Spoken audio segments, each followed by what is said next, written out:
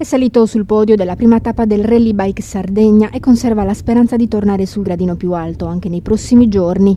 Alla fine della prima giornata Mauro Vacca ha superato Joan Lior de la Prat, vincitore della scorsa edizione. Tra le gimcane di Sentiero Gliastrini, il giovane catalano era riuscito a districarsi bene fino alla sfortunata foratura di una gomma che ha consentito al 27enne sardo di superare e portare a casa il risultato. Ora il ciclista dovrà cercare di difendersi anche dal resto della squadra di 38 corridori della mountain bike che da ieri fino al 12 giugno percorrono 406 km di sterrati di una route che in questa terza edizione arriverà fino a Seui e Punta la Marmora, 1834 metri, la vetta più alta della Sardegna, per scendere poi al passo di Genna Silan, oltre 1000 metri, e arrivare alla spiaggia di Cala Sisine attraversando il supramonte di Urzulei e Baunei.